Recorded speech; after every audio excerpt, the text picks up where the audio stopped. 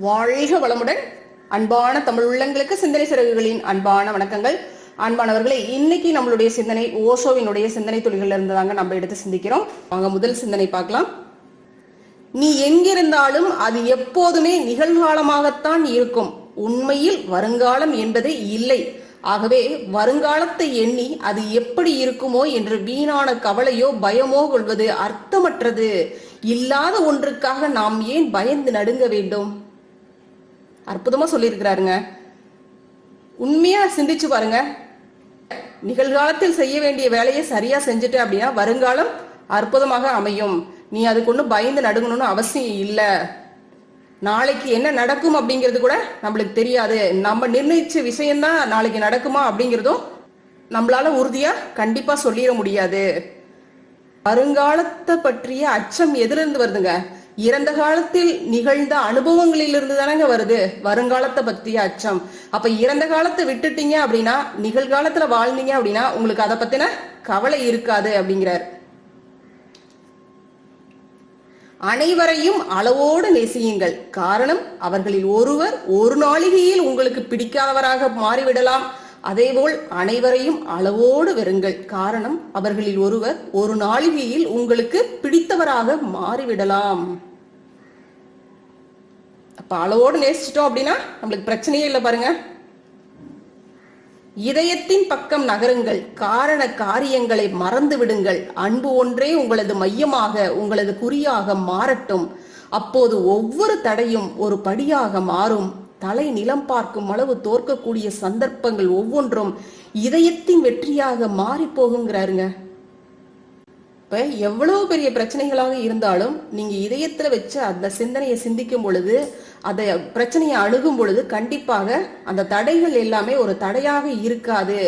ஏன்னா இதயத்துக்கு தெரியும் எது உண்மை எது பொய், எப்படி அந்த பிரச்சனையை அணுக வேண்டும் அப்படிங்கிறது தெரியும். ஏன்னா இதயம் அப்படிங்கிறது என்னதுங்க? உண்மைத்தன்மை நிறைந்தது, மென்மையானது, அமைதியாக யோசிக்கக்கூடிய தன்மை நிறைந்தது, அங்க களங்கமற்றது.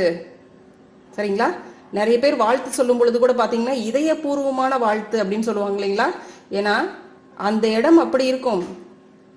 அந்த வாழ்த்து இதயத்திலிருந்து வரும் பொழுது அது களங்கமற்றதாக, உண்மைத்தன்மை நிறைந்ததாக, மேன்மையானதாக இருக்கும். அப்படிங்கிறதுனாலதான் அந்த மாதிரி சொல்றதெல்லாம்.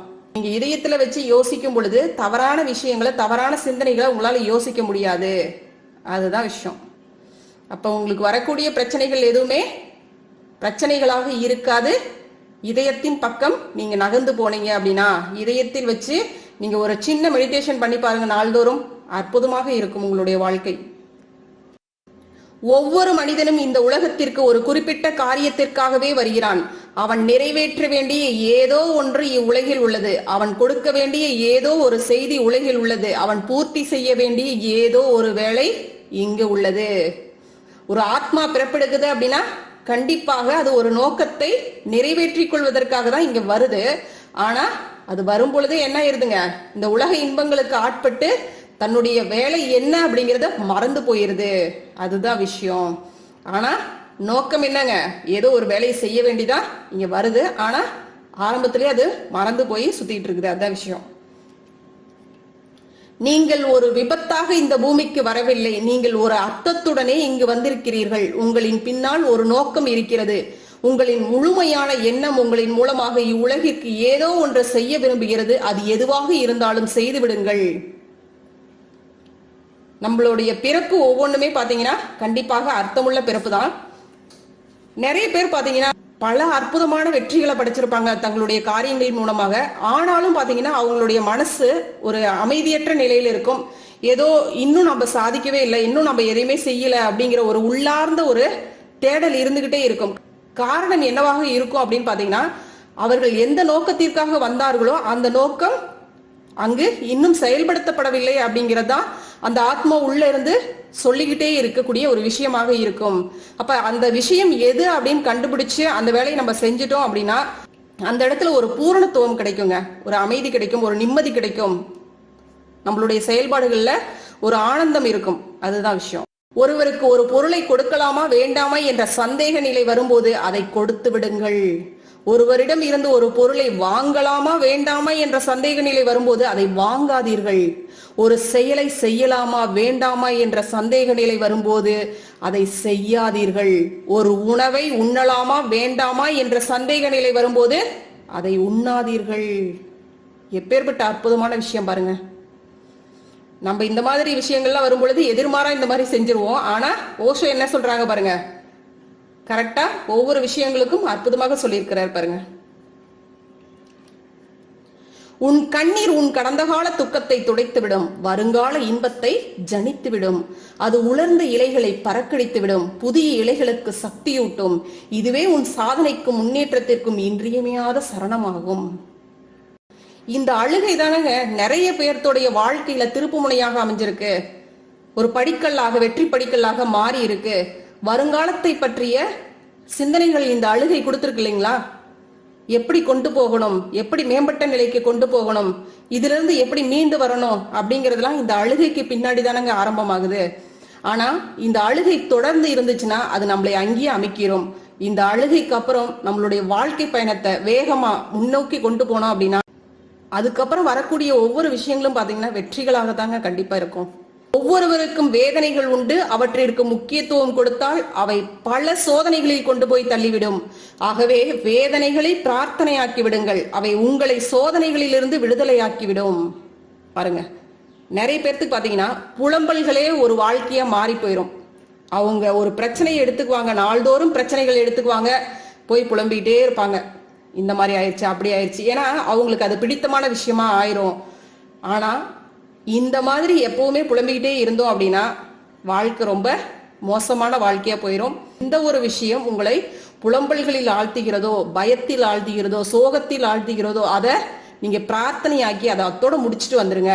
பிரச்சனைக்கு அதோட விடுதலை கொடுத்துருங்க. பிரார்த்தனை பண்றீங்களா, இறைவனுடைய காலடியில சமர்ப்பிக்கிறீங்களா, முடிஞ்சு போச்சு வேலை அப்படிங்கிறார். உழைத்து உண்ணாமல் இறந்து வாழ்பவர்கள் குற்றவாளிகள், அவர்களுக்கு தானம் கொடுத்து உதவுபவர்களும் குற்றவாளிகளே. இன்னைக்கு நம்ம நிறைய பேர்த்த பாக்குறோங்க, உழைக்கக்கூடிய திறன் இருந்து கூட ஆனா அவர்கள் எப்படி இருக்காங்க, மற்றவர்கள்ட்ட ஓசியில ஏதாவது கிடைக்குதா, ஓகே அதை யூஸ் பண்ணிக்கலாம் அப்படின்ற நிலையில தான் இருக்காங்க. அதே மாதிரி தானம் கொடுப்பவர்கள் கூட பாத்தீங்கன்னா தங்களுடைய பெருமைகளுக்காக எந்த இடத்துல எப்படி போய் தன்னுடைய பணம் சேருது, பொருள் சேருது அப்படின்னு யோசிக்காம பெருமைக்காக, செல்வாக்கிற்காக அந்த மாதிரியான தானத்தை கொடுக்கறாங்க. அப்ப இந்த மாதிரி இந்த ரெண்டு கேட்டகரியுமே தப்புதான் அப்படிங்கிறார் ஓஷோ. புரிந்து கொள்ளப்பட வேண்டிய ஒன்று, உன்னுடைய ஆசைகள் நிறைவேறவில்லை எனில் மனமுடைந்து போகிறாய், அது நிறைவேறி இருந்தாலும் விரக்தி அடைகிறாய். இதுதான் ஆசையின் துன்பம். அது நிறைவேறினால் நீ நிறைவேறவில்லை. எப்பேற்பட்ட விஷயம் பாருங்க. நம்மளுடைய ஆசைகளுக்கு என்னைக்காவது முற்றுப்புள்ளி இருக்குங்களா? ஒரு ஆசை நிறைவேறிச்சுன்னா இன்னொன்னு அடுத்தது அடுத்தது அடுத்ததுன்னு போயிட்டே இருப்போம்.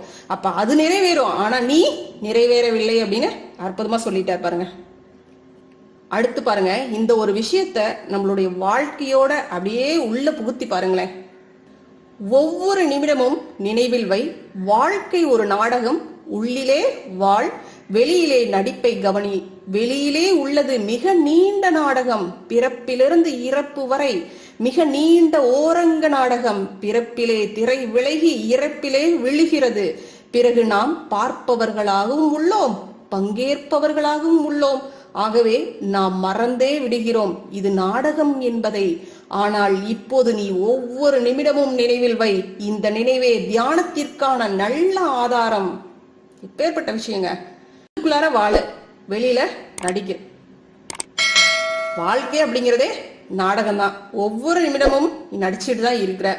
அதனால நீ உள்ள வாழ், உள்ள நீ உன்னை எப்படி சீர்திருத்திக்க வேண்டும், உள்ளுக்குள்ளார எந்த மாதிரியான விஷயங்கள் நடக்குது, இந்த ஆத்மாவினுடைய நோக்கம் என்ன அப்படிங்கறத நல்லா புரிஞ்சு வாழ கத்துக்கோ.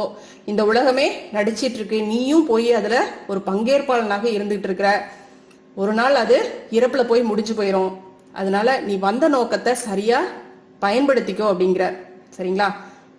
இந்த மாதிரியான ஒரு நினைவு, இந்த மாதிரியான ஒரு உள்ள அகம் நோக்கிய பயணம் உனக்குள்ளார வந்துருச்சு அப்படின்னா அந்த ஒரு விஷயம் தான்ப்பா தியானம் அப்படிங்கிறது. தியானம்னாவே என்னதுங்க, அகம் நோக்கிய பயணம் தான் தியானம். அவ்வளவுதாங்க. வாழ்க வளமுடன். நன்றி. அன்பானவர்களே, ஓஷோவினுடைய கருத்துக்கள் கண்டிப்பாக ஒவ்வொரு கருத்துக்களும் பாத்தீங்கன்னா நம்மளுடைய வாழ்க்கையினுடைய பிம்பங்களை பிரதிபலிச்சு காட்டக்கூடிய விஷயங்கள் தாங்க. சரிங்களா? அத்தனையுமே நம்மளுடைய வாழ்க்கை பாடங்கள் தான். கண்டிப்பாக அனைத்து கருத்துக்களுமே உங்களுக்கு உதவிகரமாக இருக்கும் என்ற நம்பிக்கையில இந்த வீடியோ முடிச்சுக்கிறேங்க.